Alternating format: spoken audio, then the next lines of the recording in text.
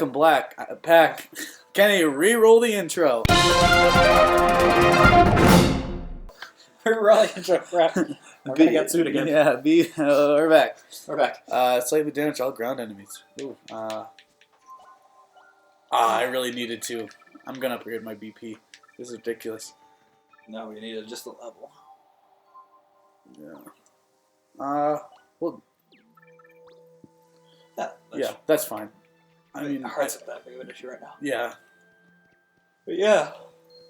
Money, as we said before in the last episode, money is slowly destroying everything.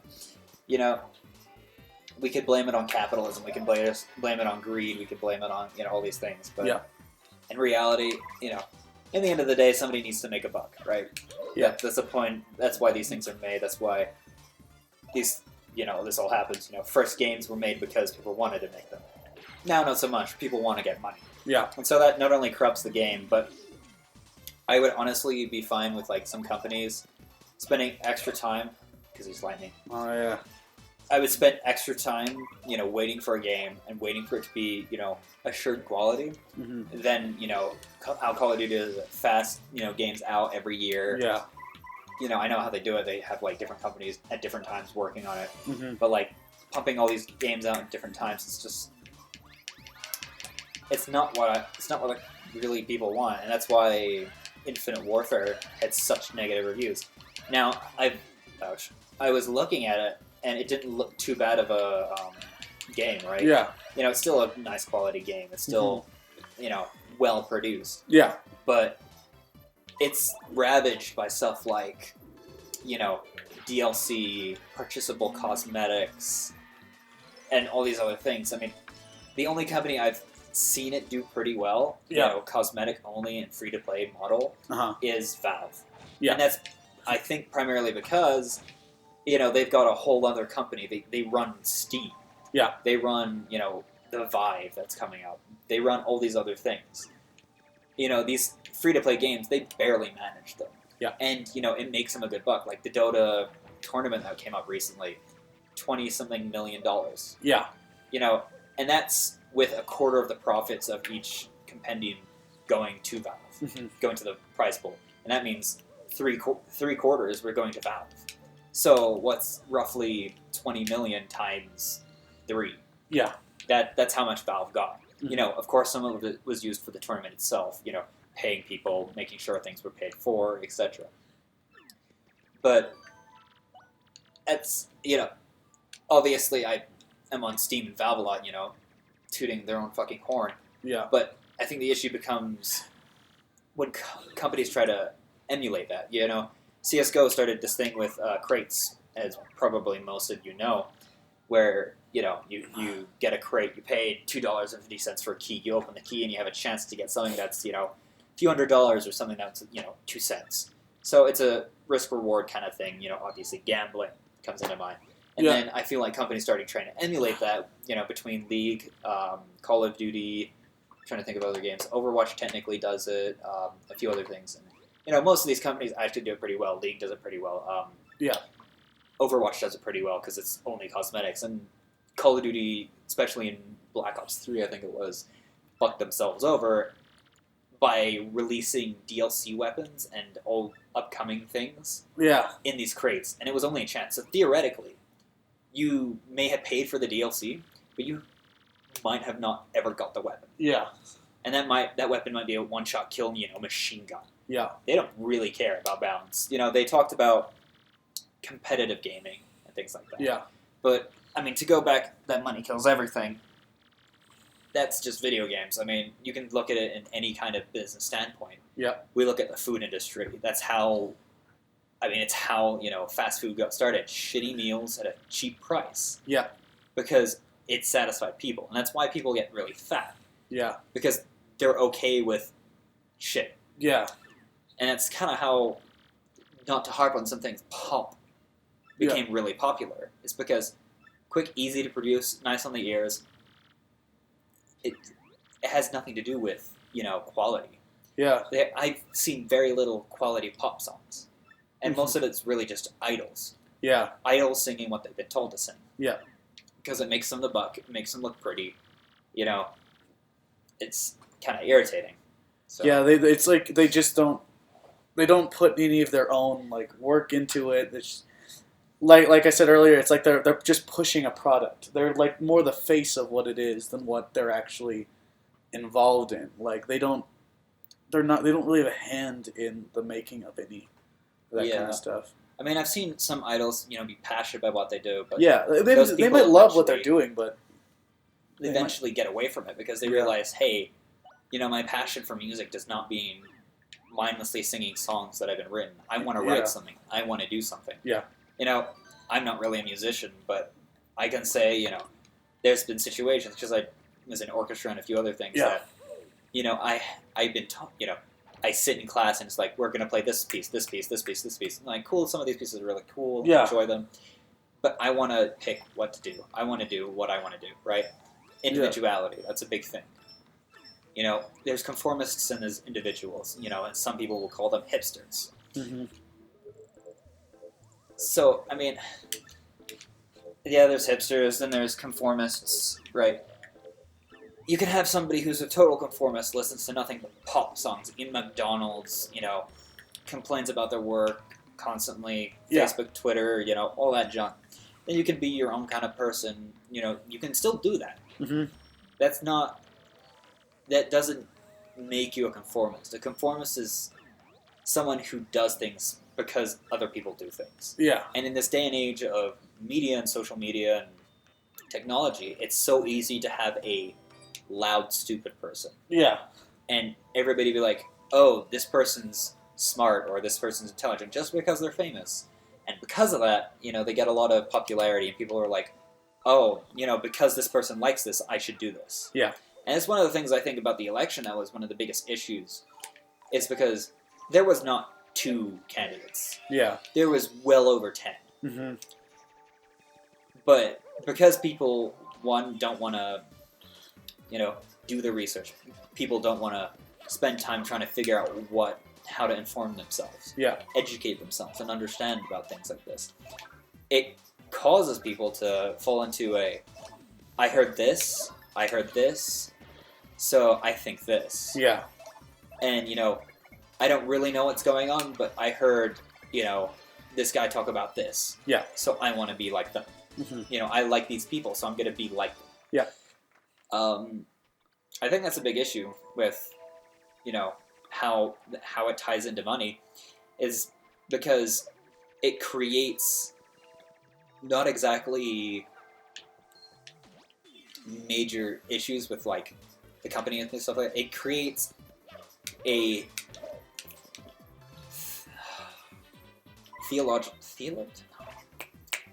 it creates a monopoly in thought. Yeah. If that makes sense.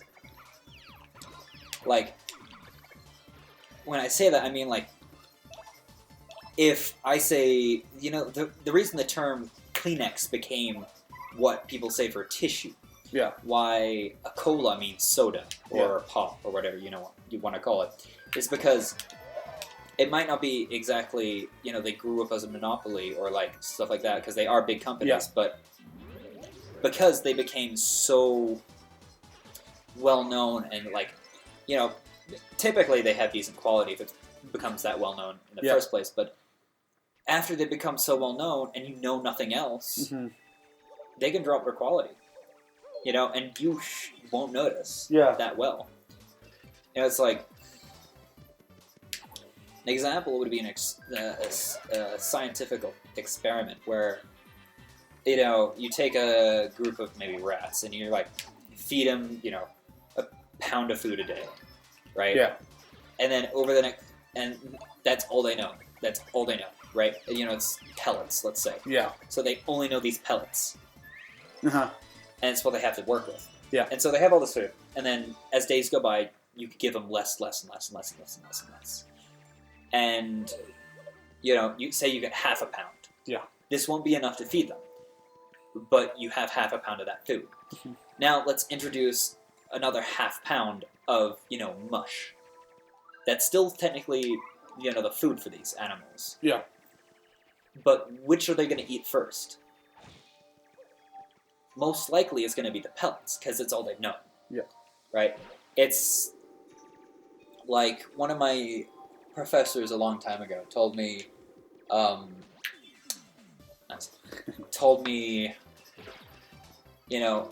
always like vanilla. Yeah. Why? Vanilla, very common, Yeah. It's the basic. It's the basic thing. Yeah. And it's basically don't be basic. Is the gist of that. And so theoretically, I mean, we can look at it. It's like, this is the basic thing. Always try to go out of your way and learn things. Mm-hmm. Be different. And not exactly. I'm a hipster kind of different. Like, if you're. Say if you're snowboard, what's a good example? Say you're playing a video game, because this will be a good one.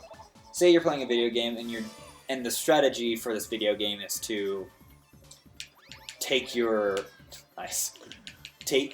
your troops. Let's say it's an RTS. Take your troops and just rush the enemy. Zerg rush it. Yeah. Get straight away.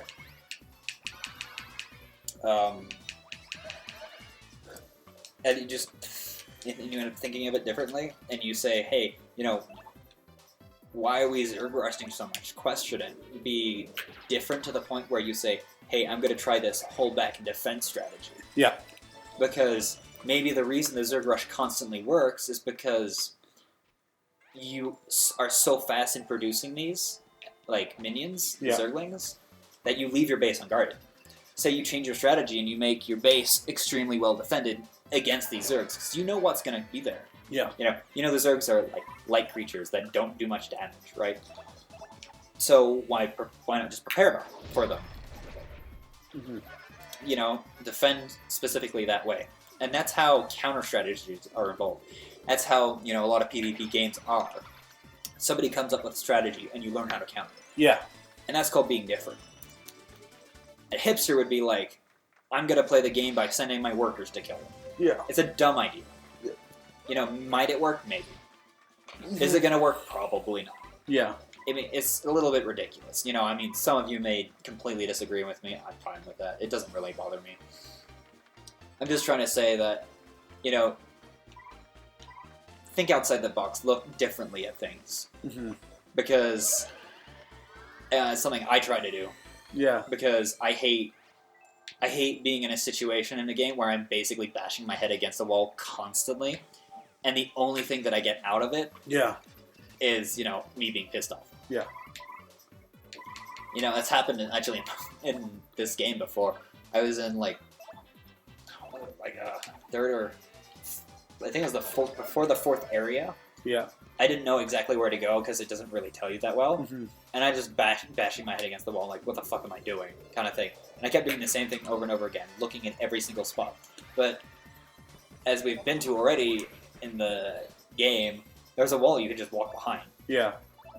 And that's where you go, and you talk to that person, you go talk to the gang members, and yada, yada, yada. Yeah. I ended up having to search that up because I wasn't thinking differently. I remember specifically thinking, that's a weird-looking wall. Yeah. Did I go behind it? No. Did I try to use it? No. So, I mean, it's, will you always be different and unique? Probably not. Yeah. There's 7 to 8 billion now? Yeah.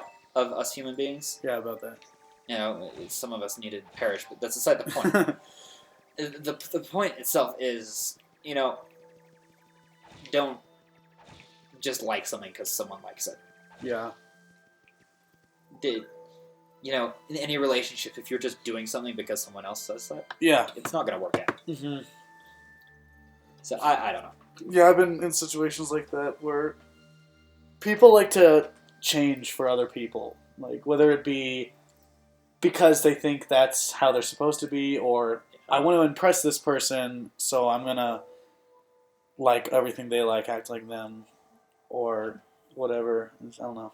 No, yeah. It's just kind of like there's not very many people who are.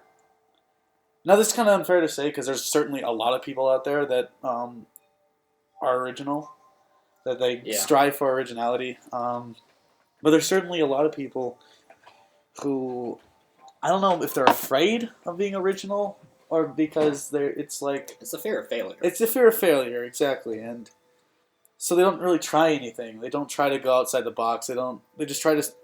They see something like, okay, that's people are fine with that, so I must do that as well.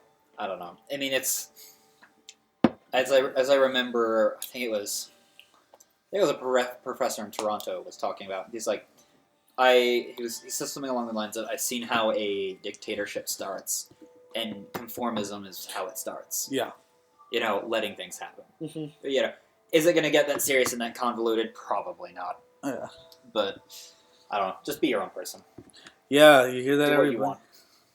Because a pirate is free. You are a pirate. And next time, I think you have one more session in you. Yeah, I got one more.